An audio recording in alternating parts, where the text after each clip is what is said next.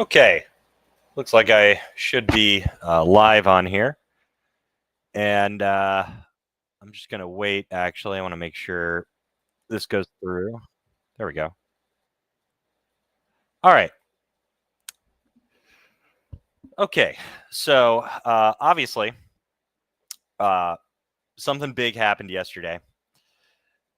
Trump finally decided to get off his ass and blow up the Iranian nuclear sites. And apparently they've been planning this from the very beginning, so I shouldn't really trash on him too much. It felt like it took him a while of waffling and stuff, but it seems fairly apparent now that this was always the plan.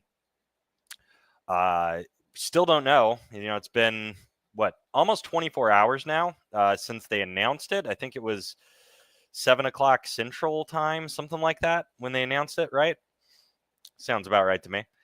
And so almost 24 hours, and we still don't know exactly how damaged they are. According to Trump, obviously, the administration and us and everybody's, they're saying it's completely destroyed.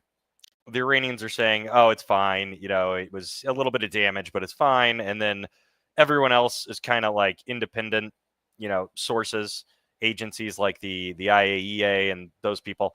They're saying they don't really know. They said they hadn't detected any increased radiation.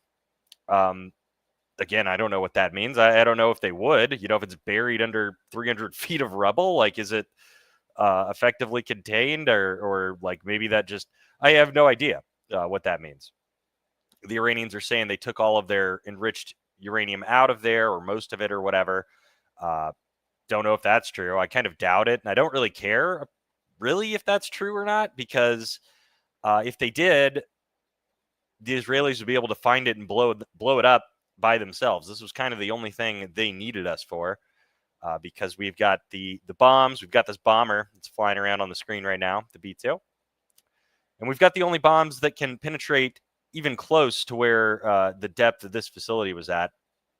And even these bombs apparently weren't quite big enough. They had to drop a few of them straight down through the same hole, and that's kind of why people are questioning whether or not it was completely destroyed, is because the max depth for these, I've heard anywhere from I heard that it's like 80 meters, it's 80 meters is what the facility is buried at, so that's like almost 300 feet or something.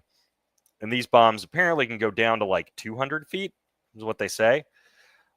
Anyway, and so they dropped 3 of them in 2 spots. So 3 in one, all in the same spot right after another. And then in another location on the Fordo facility, they dropped 3 more right into the same spot. So they hit it in 2 spots, essentially, with 3 bombs each.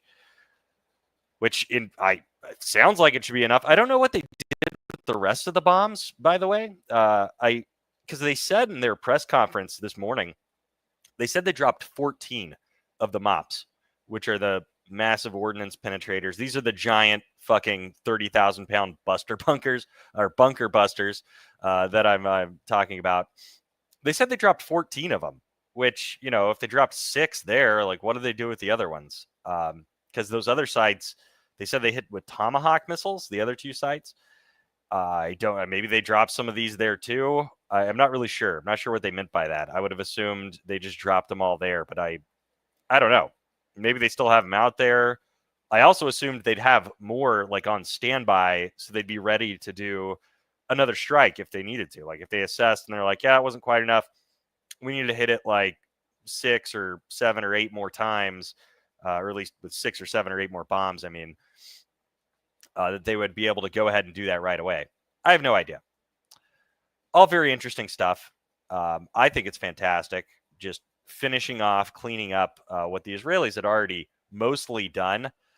They'd bombed pretty much everything else. They killed a ton of their nuclear scientists, apparently. Last I heard, it was like 9 out of their 12 top nuclear scientists the Israelis have killed. And I thought it was hilarious because I heard some talking head on the I don't remember which network it was. It was on cable news somewhere.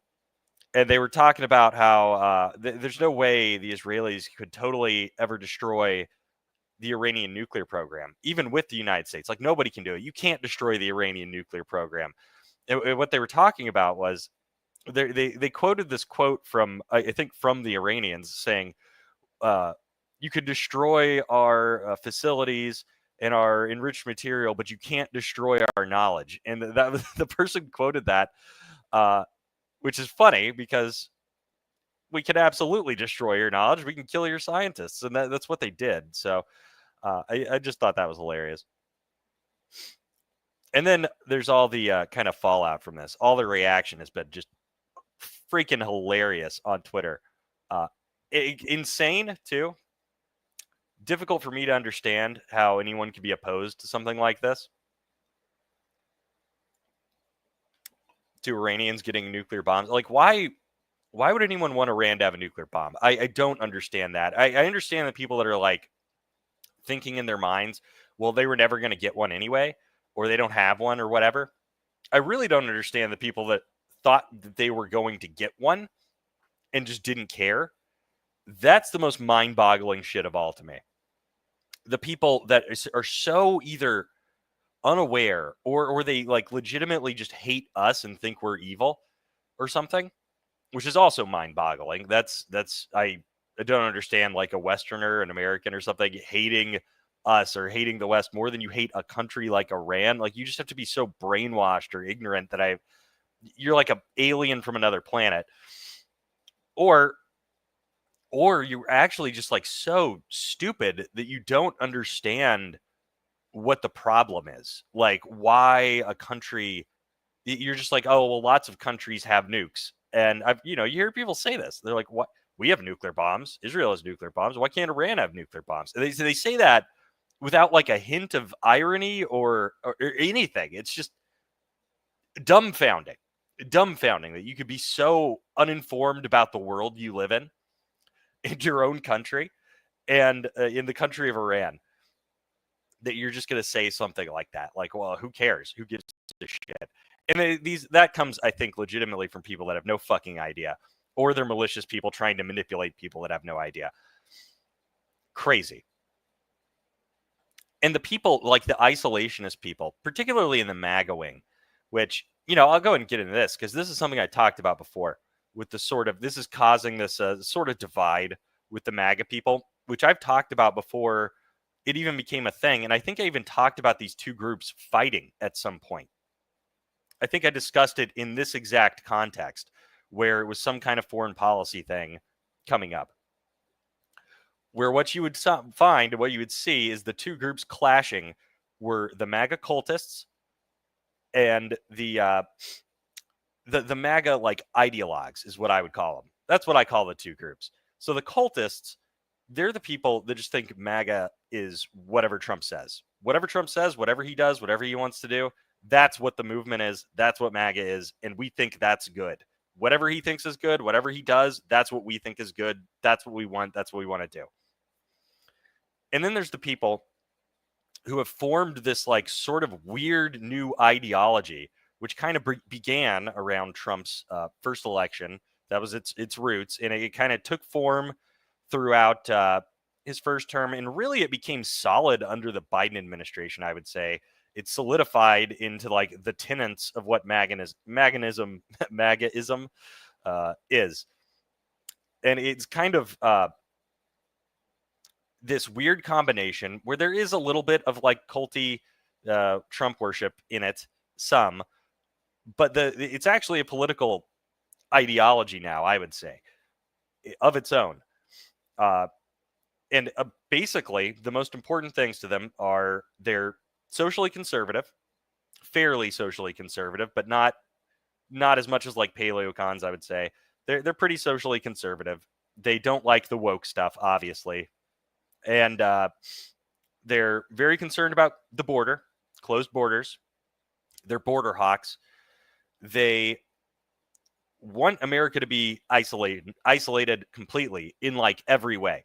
That's kind of the one thread that runs throughout it. So they want the borders totally sealed. Some of them want like no legal immigration, no illegal immigration, nothing. Deport every single person that you possibly can. totally sealed off borders, build walls, dump all the money into it. At the same time, they're autarkic, so they don't even want to like manufacture our stuff anywhere else. Not just stuff for defense, but like nothing. Everything needs to be built here. It's almost like mercantilist, where we're going to build everything here. We can sell stuff to other people, but everything that's fine. We can sell things to them. That's what trade should be, is us building stuff and selling it to other people. And then this may be the only way they're not isolationist, is they're okay with us selling things to other people, I think. And then they're kind of socially conservative, but they're not fiscally conservative. And that's kind of the weirdest thing of all, because a lot of this you could think was like almost what libertarians would believe, a lot of them, although they're not very socially conservative usually, libertarians, or they just don't give a shit about social conservatism. But they, a lot of times, are more isolationist. They don't like wars. But they're not big spending guys. And the MAGA guys are. The MAGA guys don't give a shit about spending. They don't give a shit about the debt. They don't give a fuck about entitlement programs. They don't want to touch any of that shit. And so all of those things kind of go into the brew of what the MAGA ideology is. And they're very anti-war. That's one of the biggest things. That's like the worst thing you can do for them, is get involved in a war, especially in the Middle East. Like that's like the cardinal fucking sin for them. And so obviously they're losing their damn minds. And so this is obviously, this is going to cause a split, because you just had this strike where Trump went in, had him fly these bombers in, blow up some Iranian nuclear sites. So it is technically getting us involved in an act of war in the Middle East. Sure. I mean, even though there's almost no commitment to from us at all to this, it was very easy for us to do. It cost a lot of money, because each of those bombs we dropped was really fucking expensive. So it does cost money to do it. That's true. And that's probably the biggest thing that pisses them off about wars, is that wars are spending money on something that is not like an entitlement program or a welfare program. So that upsets them. So the MAGA guys, the ideologues, got very pissed off by it. And then all the Trump cultists were kind of waiting to see, because they some of them were like following along, like, oh, we think we're supposed to hate wars and not get involved, but Trump knows what he's doing. We trust Trump. And so a lot of them, it was weird. You could see them, like people like Charlie Kirk, not really knowing what to do until they knew what Trump was going to do. And if you go look through his Twitter feed, that's very clear. He didn't know what to support or what to believe. Go look at his Twitter feed or his X feed. Go look through it. He did not know what he thought, because he doesn't know what he thinks until he knows what Trump's going to do. Once Trump does it, then he knows what's correct and what's right. That's scary. That is fucking scary to me. I mean, I agree. Now it's good. Like when it's good, it's good. Like when he does something good, that's good, because then these people just blindly support it. Because now he's like, oh, this was great. This was fantastic. Iran can't have a nuke. That's could never happen. And it's really bizarre to see an adult human being behave in that way. That freaks me out. That freaks me out, because it's not just him. He has tons of followers. He influences people himself. So when he changes, it all filters down. It's like a pyramid scheme of cult-like behavior. Oh my God, it's freaky. But, like I say, sometimes it works in our benefit. Worked out this time. The other people, I really don't like them too. They're obviously, I think their ideology is just dog shit. The MAGA ideology in and of itself, which formed around just random whims of Trump over time, formed this ideology, which is a retarded ideology. It's probably the single stupidest fucking thing to like sit there and say all at once, we need to cut off all immigration. We need to produce everything within the United States. We need to produce nothing outside, as much as we can here. Go full autarky. Build everything inside now. And at the same time, we need to blow out our spending. Do no deficit cuts. We need to not involve ourselves anywhere in the world. Also, by the way, we don't ensure any kind of like freedom of shipping or anything. Nothing. So essentially, you're just killing the dollar as the world's reserve currency. You're skyrocketing our debt even more. The only thing that allows us to do that is the fact that the dollar is the world's reserve currency. So you're just tanking. You are fucking tanking the country if you take that route. And I mean, God, making our whole position around the world weak as shit. It just, it's mind-boggling. It's the worst of like every fucking world, other than like the anti-woke stuff. I agree with them on. I agree with them to an extent on being strong at the border, but like it gets to a point where they're sort of irrational about that, even at certain times, where it's just like whenever they start to say things like, oh well, we can't assist Ukraine because we've got to worry about the border. Like, that's insane. And I know that like part of the reason they're doing that is because it's more about having an excuse for not getting involved in the war than anything else. Because that's just a ridiculous statement. And it's ridiculous because you can be strong at the border. Our assisting Ukraine has nothing to do with our capability to secure the border. The two things are totally unfucking related. You could not assist Ukraine at all, and it would do nothing for the border. You could completely secure the border, and it wouldn't stop us from assisting Ukraine in any way. Like, those things are not connected. It's ridiculous. And on top of that, all the people against this, I don't understand it. Why do we even have this bomber flying around on the screen right now, the B-2s? The only reason this bomber exists is to do something like this. The only reason the bombs it's carrying exist are to do something like this. What else would you use that for? I ask you that. What else are you going to use that for? These are 30,000-pound bombs that fall 200 feet under the ground and are massive, cause a massive explosion. The reason these planes exist is to carry bombs like that. We've got smaller planes to carry other shit. Why would you build this? What the fuck is the point of us having these if we don't ever intend to use them? This is the one thing. Iran building a nuclear site, or any country like Iran where they're going to have to be denied nukes. You're going to have to blow up some really high value site buried deep underground to ensure our security. And this is, probably the most important thing we could do is stop a terror state from getting nuclear bombs. If you're going to be against it, why do we even have the bombers? Why? Maybe they don't want them. Maybe they want us to dismantle them. I don't know. These are the most expensive military vehicles I think we've ever created. I'm pretty sure. I could be wrong about that. I think every B-2 bomber cost $2 billion. Pretty sure. How much does an aircraft carrier cost? Let me look that up. Maybe the aircraft carrier is more. Let's see. What are the last ones we created? Ford class carriers?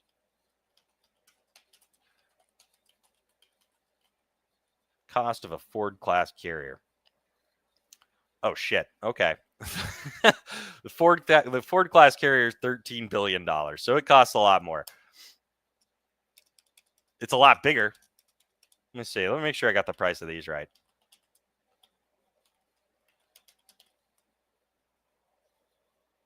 Yeah, these are $2 billion.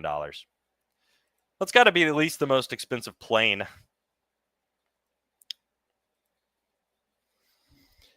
Anyway, why would we bother doing this? Should we just destroy them right now? I don't know if they're in favor of that. I certainly wouldn't be. I think there's other things we could maybe one day do with them. They're also part of our nuclear triad, I think. So hopefully they want to keep them around for that too. First time they've ever been used in combat, apparently. And these bombs, first time they've ever dropped these in combat. So it'll be interesting to see what comes of that if the facilities or the sites are destroyed. And like I said, I don't really care that much if they smuggled out the uranium, because I think Israel will be able to find it anyway and destroy it wherever it is. If they can't, we can just go hit it.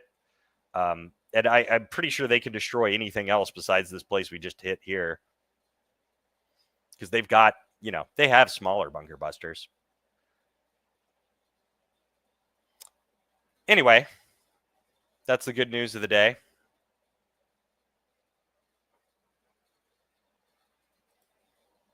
Mullah Bros in shambles. Yeah.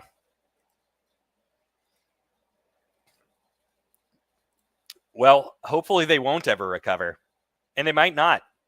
They might not ever recover from this. The regime might end up collapsing. I don't think it's going to yet.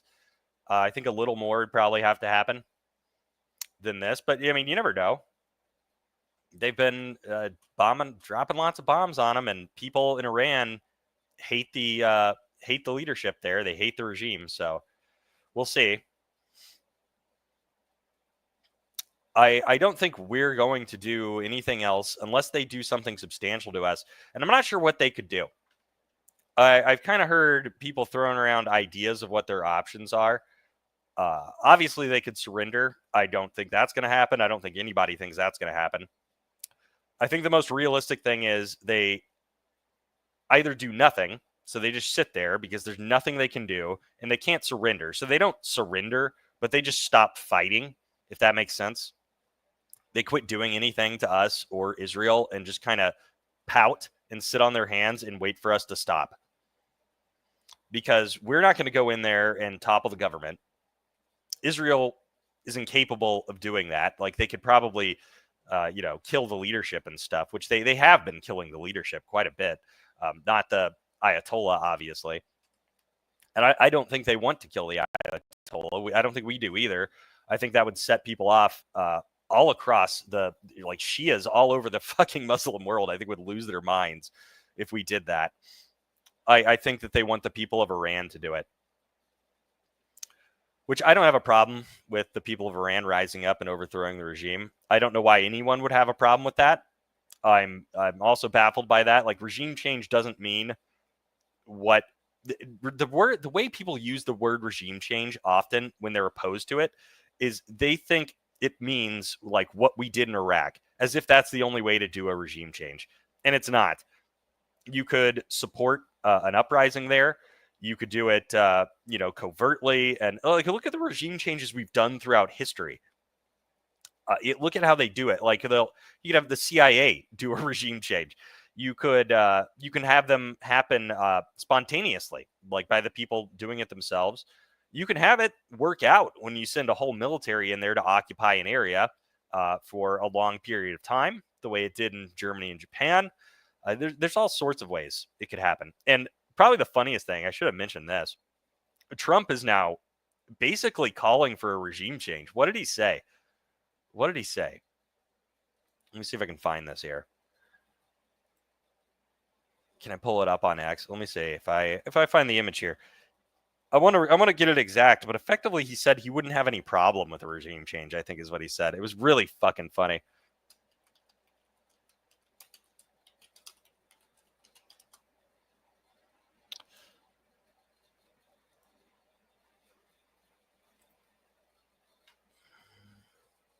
Let's see here.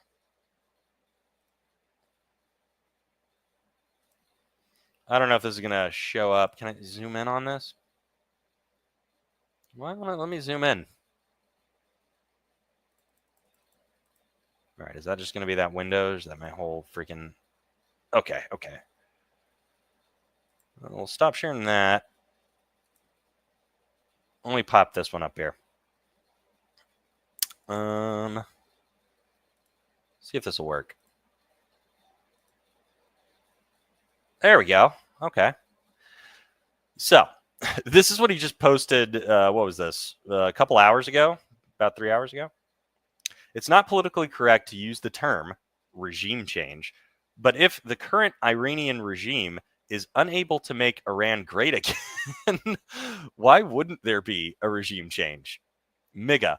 And I think the MIGA thing is absolutely hilarious for a couple of reasons. One, it's supposed to be make Iran great again. But the way that term gets used online is by like the far right and by some of the disgruntled MAGA ideologues. They use the term MIGA as to mean make Israel great again. And they use it as like a way to mock the MAGA movement. So these are disaffected MAGA people that are mad that we help Israel and that like we got involved in stuff like we did yesterday. And so they use that. And so him posting that is absolutely savage. Like that will set them off to no end. this whole post will set them off to no end. Even some of the people who I think were riding the fence and kind of hoping that like they were MAGA ideologues, but they were like, okay, well maybe we can make it through this and hang on for a little while. The regime change thing is their nightmare. That is their nightmare. Regime change, any mention of regime change in the Middle East, in Iran, is like they're going to lose their shit over this. And I haven't been reading it. I can't wait to get back on X and kind of look at some of the response to this and go look through some of the usual suspects to see how they're freaking out. I don't even have to look at Charlie Kirk, though. I don't have to look to Charlie Kirk because I already know what he's going to say. Without even looking at his feed, I know that he's going to find a way to agree with this. And he's going to find a way to say, well, he's not talking about, it's not going to be like Iraq, guys. That's not what he's talking about. He would never do that to us. And even if Trump did say, I'm going to do it exactly like Iraq, then Charlie Kirk would be on board with it. That guy is never going to cross anything Trump says. Guarantee you. He might not know. He might not know what Trump's going to do in situations like he did leading up to this. And in those cases, he'll kind of fence sit. And that was the funniest part of this to me, is watching him freaking out over the last like week because he didn't know, and he didn't know how to react to whether he was supposed to like, say, oh, Trump's not going to get us into this thing, guys. He would never do that. Or he's absolutely going to do it because he's a guy of action or whatever. He never does. That's the funniest part of this to me. But this is an amazing tweet right here. This is one of his best tweets ever, actually.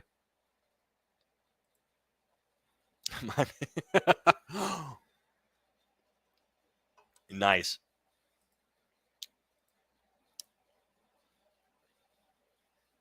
Yeah.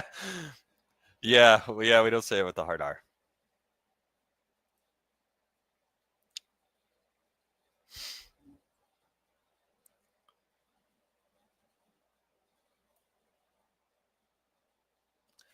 All right.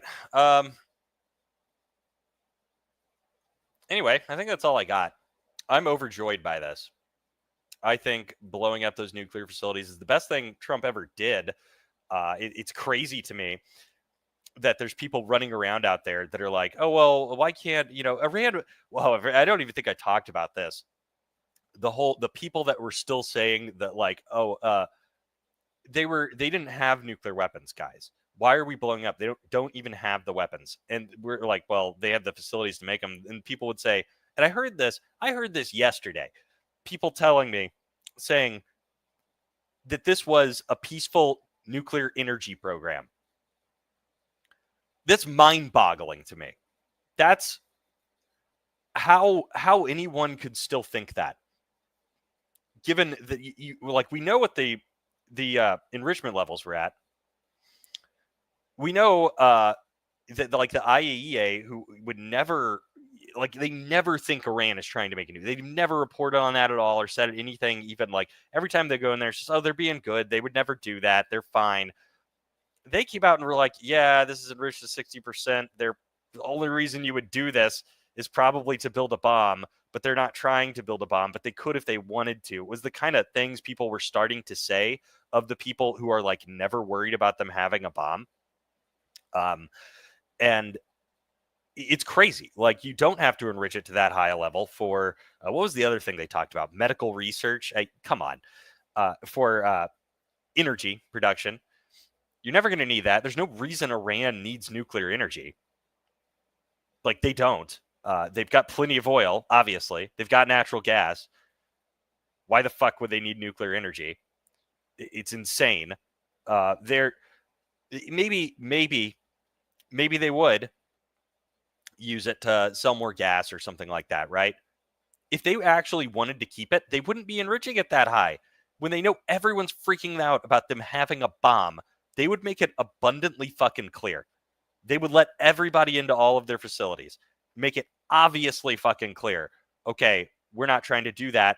And at the end of the day, there's no fucking way they would even, like, if it were just about clean energy, they wouldn't even try to do it or care. It would not be worth the hassle. It wouldn't be worth all of this shit that they are having to put up with. They would give it up if it were about clean energy, just to get rid of sanctions, just for deals like that. They would give it up. It's insane. Crazy.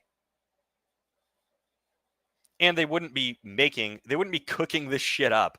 They wouldn't be cooking this shit up. They're jihadi Jews to irradiate the world with their fucking apocalypse machine down inside of a 300-foot deep pit under the ground. Like, there's no reason to do that. There's no reason to put it that far underground if it's not a military facility to build a weapon. Like, why? Why? If you're just going to have people come in to inspect it and you don't care about, you're not going to be worried about getting bombed. Insane. Insane.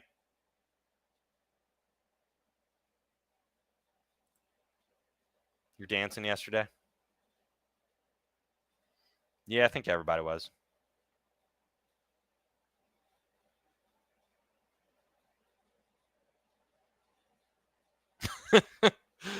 I don't know. You have to figure that out yourself. Okay. I think that's it. I think I got through everything. And there's nothing really new to talk about, at least for now, not that I've seen. I'm going to go look around at people freaking out about this tweet right here.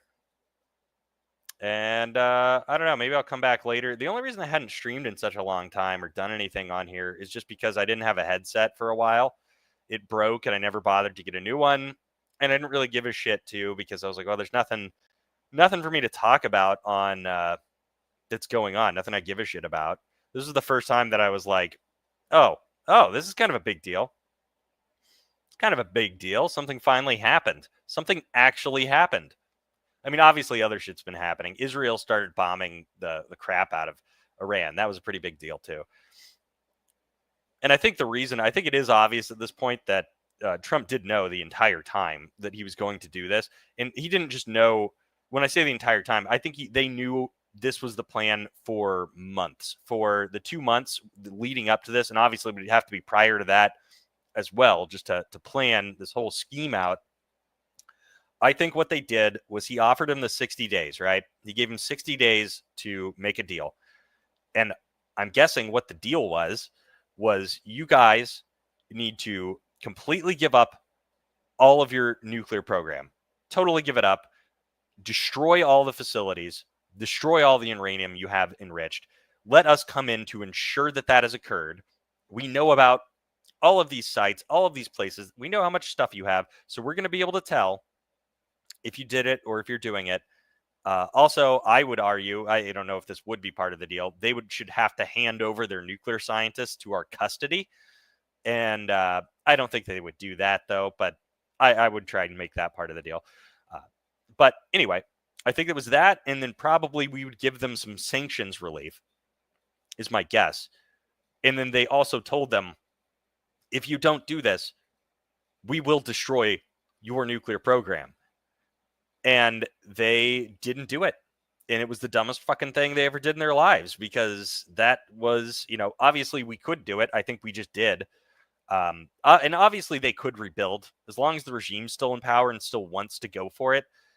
This might have set them back years. I assume it did set them back years, which is good. All the years we can get without Iran having a nuclear bomb is good. So they could always come back, but I think those were the options. And then what happened on day 61, when they still hadn't come to an agreement, was Trump said, hey, Benjamin Netanyahu, it's time to go. And I think Netanyahu knew about this the whole time too. And I think he was like over the fucking moon when he got the phone call that, hey, they didn't do it and it's day 61. Take out all their stuff. I think it was the best day of his life, probably. And they just wiped out all of Iran's air defenses, all of their missiles, all of that. And that stuff, I think the only reason that could possibly have been getting held off is because we were pressuring the Israelis not to do it. Because I think that it would have been so fucked up for us to do this deal and not let the Israelis take out their missiles and their air defenses and all of their shit, because Iran is so fucking weak at this point. All of their proxies, all of them are gone. All of them. Hamas got virtually annihilated. So did Hezbollah, got all their nuts blown off with pagers. Assad is gone. He's camping out in Russia in, I don't know, a cot well, probably not. Maybe they set him up good. I don't know. He's sharing an apartment with some other scumbag. Like who's the fucking the arms dealer, the merchant of death. He's probably like roommates with that guy now, but he's gone. His regime's gone. Who else? The Houthis. We bombed the shit out of them. They've shut the fuck up for now. All of Iran's offensive capabilities got blown to shit when they tried to attack Israel the first time and did absolutely nothing. This was the time to do it. This was the best time. This was the best opportunity. And I think it was only held off for as long as it was because Trump was putting pressure on him, pressure on Israel not to do anything until we gave them 60 days to try and get their nukes. But they didn't do it. And so now here we are. And I'm anxious to see what happens next. I think it'll be exciting. I think the next few weeks will be exciting. We'll see what Iran does. I don't think they can do much besides try and give the green light to terror attacks if they have like sleeper cells around in Europe or in Israel or in America or something, which would essentially be them calling up some guys and being like, all right, now it's time to do your mass shooting. Now it's time to run a bunch of people over with a car. Now it's time to go and do whatever simple kind of terrorist attacks they do. Probably car rammings. I think that's probably the easiest thing for them to do at this point to maximize the numbers of deaths. I would think shootings would be pretty easy too. But of the car, literally, they just have to be able to rent a car, right? But I don't know. We'll see. Maybe more advanced stuff. Maybe worse stuff than I'm imagining. More, there was that one guy throwing Molotov cocktails at people. So who knows? And what are the other things they could do? Missile attacks. They've already been doing that at Israel. They've been shooting a lot of their stuff down.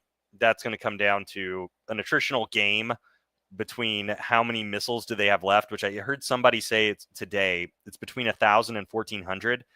And that doesn't mean that they're going to be able to launch all of those because Israel is still bombing them. They're still blowing up missiles on the ground. They're still blowing up missile launchers and everything they need to launch the missiles and shoot them. They're destroying drones. So not all of those are going to be launched. I have heard that Israel's starting to like run low, or not low, but they've used a whole lot of their interceptors, and they might have to start like focusing on certain areas that they're more concerned about protecting than others. So they're going to have to start doling them out, which would really fucking suck. That's a horrible decision to make about like which parts of our country are we going to let missiles fly into and which ones are we going to protect more strictly. That's insane, but they might have to. I don't think they'll even have to do that because I think we're helping them so much blow missiles up, and so are some of the other countries in the region too, I think. But we'll see. We'll see about that. I don't think they're going to attack a U.S. military base. That'd be the dumbest fucking thing they ever did in their life. I can't even imagine what we do in response to that. Trump said it would be, overwhelming.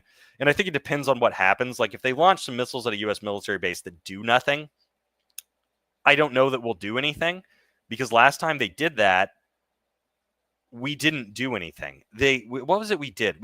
Was it when we killed Qasem Soleimani? It was something like that. I think it was when we did that. And they launched a missile attack at one of our bases. And it didn't really do much other than some guys got like traumatic brain injuries, which are, it's like, I think it's worse than a concussion, I guess. I don't know. It's an internal injury. I know it kind of makes people crazy and angry and stuff. But that was about it. And Trump said, well, they didn't kill anybody. So effectively, he said, we're not going to do anything. We're going to let it go or something like that. And he said, and I think I read about this in a book where they were like lining up like, okay, here's all the sites we can target and bomb and hit in Iran.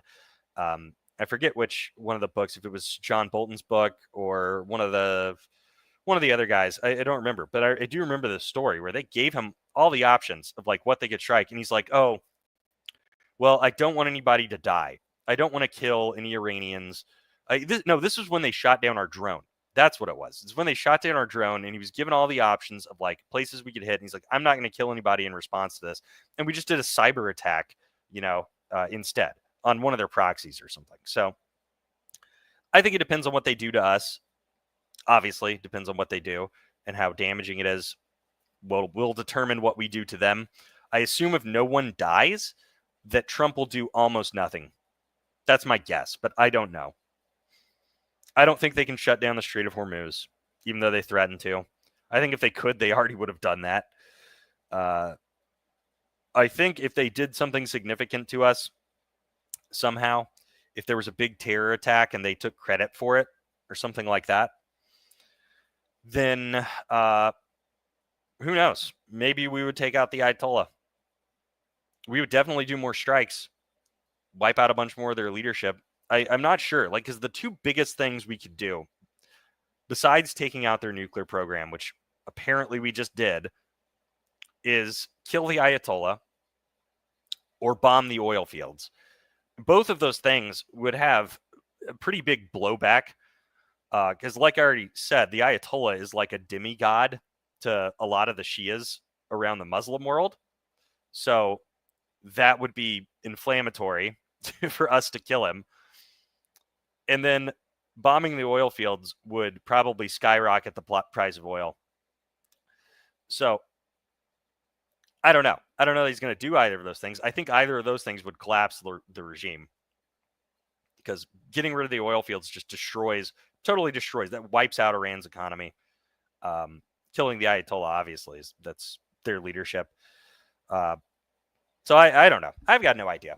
We'll just have to wait for the surprise. And anyway, I think I said I was about done like 20 minutes ago. So I guess I'll catch you guys later. Have a great night.